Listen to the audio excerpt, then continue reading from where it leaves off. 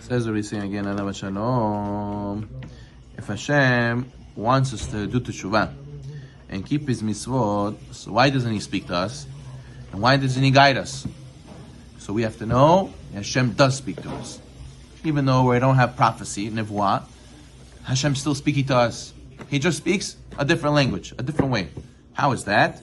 So you have to read the first chapter of Book Yeshaya, which we read the Haftarah this week, right? Shabbat Hazon Yeshaya ben Amutz, right? And what does it say? It says, "Oh, hear, O heavens, and listen, O earth, for Hashem has spoken." The prophet is saying, "Oh, people, listen, Hashem is speaking." Only He listens to Hashem. Only He hears Hashem. What does it mean Hashem spoke to everybody? So He says, "Oh, Hashem, look, the Jewish people don't want to listen to me," Hashem says. "Better I should talk to the wall, or the earth and the sky. They're not listening to me. I raised children and exalted them. I took the children out of Egypt. I made them get the Torah. I gave them the Jewish people, the Memlechet Kohanim. And what? They rebelled against me. They don't appreciate it. Every day they're supposed to say, Shalom Asani Goy, and thank Hashem for not making us, aimless people with no purpose, don't know what I'm going to do with my life. And what? But a person has to know that even the donkey, the ox, right? The prophet Yeshayahu said, that the shore, Yudeh Koneo, he knows his owner. The donkey, Evus Ba'alav, he knows his master's trough. He knows where to eat from. Even though they're not so smart, they know these basics. But the Jews, they do not seek out their master. They forget. Don't you know who gives you food? Don't you know who gives you life? Don't you know who gives you ability your body to work? But Israel does not try to know. My people, lo bonan. He does not try to understand.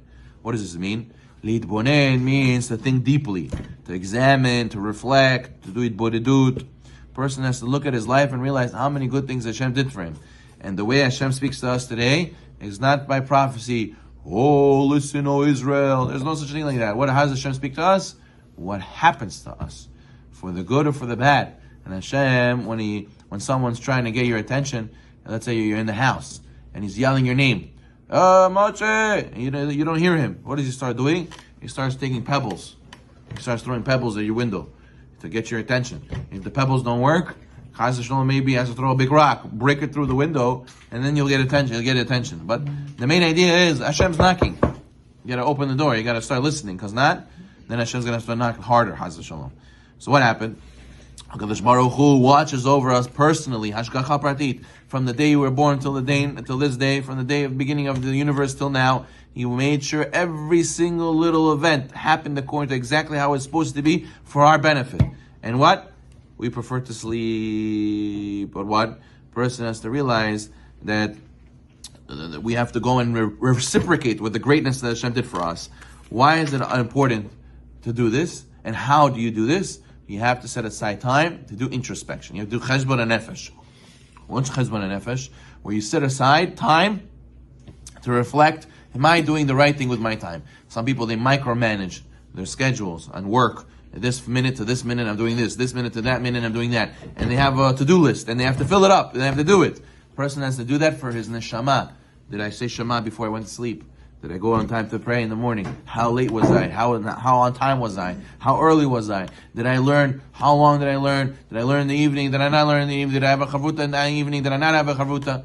All this stuff is showing Hashem you care for all the stuff that He did for you. And what? Once you slip up, you'll be able to pay attention. But the Mesilat Yesharim says that what does the Yetzer Hara not want us to do? Like Paro, he didn't want to give us time to think. Today, every single thing has to be one thing to the next, one thing to the next, always stimulated, no time to introspect, no time to think, where am I headed, where am I going, what's my point in my life? It's like a person walking in the dark. He doesn't know where the pitfalls are, he doesn't have a time to think and to stop and to open his eyes and see, where is this leading me? A person can say, Rabbi, I'm 35, 40 years old, already, I don't know how I got here so fast, my whole life. If I only would have made some simple decisions. There's a nice clip they show of a guy. It's called The Power of Small Choices. You see one guy gets up, he says, should I eat healthy or eat not healthy? So you see him, he grabs the chips. And then he says, comes home from work, he's exhausted, should I go to the gym quickly or not? He says, yeah, just go home, sit down, watch TV. And then And he goes, should I go shower? I'll just go and whatever, go to sleep the way I am. And then you have side by side the other guy who made the right choices every single time. He brushed his teeth, he made sure to eat healthy, he made sure to work out after work, and then he made sure to go and read a book, and then shower, and whatever. So you see these small choices, day after day after day after day. You see the guy is completely different person. This guy is not healthy, he's all fat, and he has brain fog, and he doesn't produce.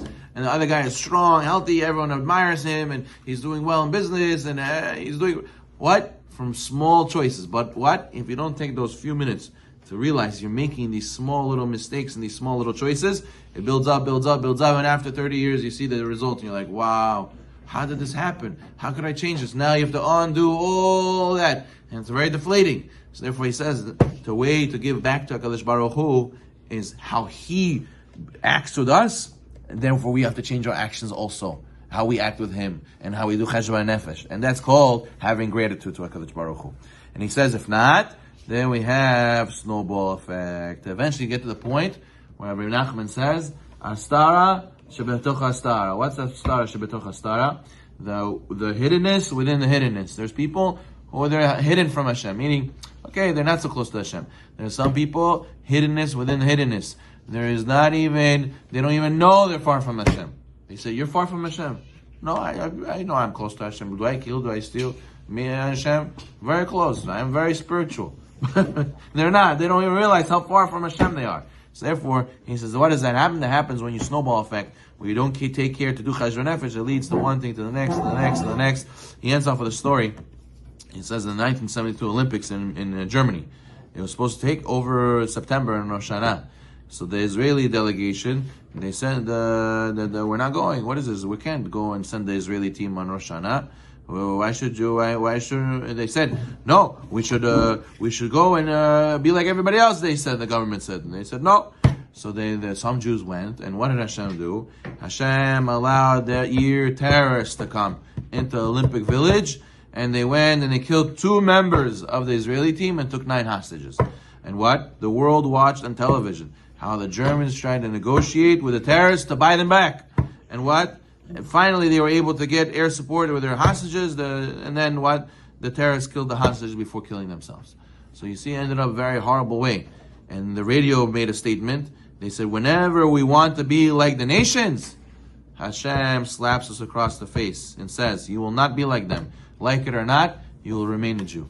So therefore, you see how Hashem reciprocates to us. We want to know, how do we protect ourselves from imminent attack now? We have to go and beef up our system. People say, there's a lot of robberies in the community. What do we do? Maybe we should make, a gated community. We have to hire patrol. No, the way Hashem deals with us is the way we deal with Him. Our actions up to par with HaKadosh Baruch Hu. Do we not steal in our own business? Do we act like Goyim, and therefore the Goyim attack us, or do we act like Jews, so Hashem doesn't have to send us Goyim to remind us that we're Jews? So therefore a person has to know, if you want to speak to Hashem, and you want to hear what Hashem has to say, pay attention to what He does to you, and pay attention to what you do to Him. Baruch Adonai Olam.